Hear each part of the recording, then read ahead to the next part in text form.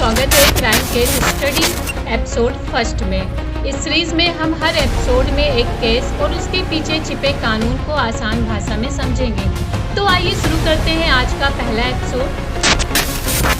क्या सिर्फ एक आईडी कार्ड, सरकारी गाड़ी की फोटो या वर्दी पहन लेने से कोई सरकारी अधिकारी बन जाता है? तो बिल्कुल नहीं। लेकिन अफसोस है आज भी कई लोग झूठी पहचान के जाल में फंसते जाते हैं।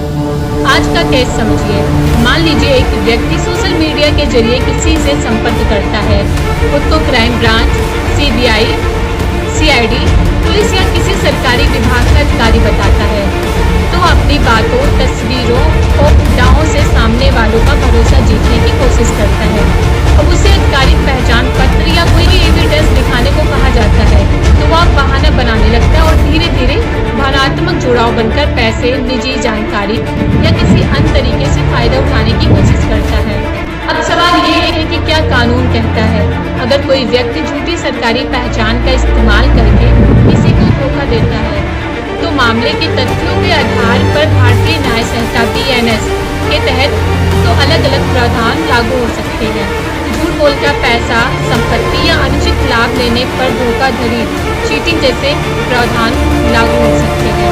किसी सरकारी अधिकारी या किसी अन्य व्यक्ति की पहचान अपनाकर पूरा करने पर प्रतिरूपण से जुड़े प्रावधान लागू हो सकते हैं।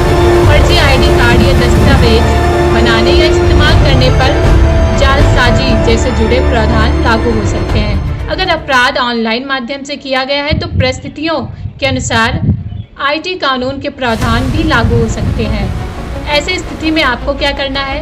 सबसे पहले किसी भी व्यक्ति की पहचान, उसके जो दावे हैं उस पर आधिकारिक पुष्टि करें। बिना जांच पड़ताल के पैसे, OTP, बैंक डिटेल या निजी दस्तावेज साझा ना करें। अगर आपको शक है तो चैट, कॉल, रिकॉर्ड या अन्य सबूत सुरक्षित रखें। जरूरत पड़ने पर पुलिस या साइबर हेल्पलाइन 1990 पर शिकायत करें। और हाँ, ध्यान रखें, किसी की वर्दी, तस्वीर या बातों पर नहीं बल्कि उसकी आधिकारिक पहचान पर भरोसा करें। हर मामले में कौन सी धाराएं लागू होगी या पुलिस जांच और उपलब्ध साक्ष्यों के आधार पर ही तय किया जाता है। याद रखिए, कानून की सही जानकारी ही आपकी सबसे बड़ी सुरक्षा है। क्राइम केस स्टडी के अगले एपिसोड में फिर मिलेंगे एक नए केस के साथ, नए सवाल के साथ और उनसे जुड़ी कानून की आसान जानकारी के साथ। तब तक के लिए जागरूक रहिए, सुरक्षित रहिए।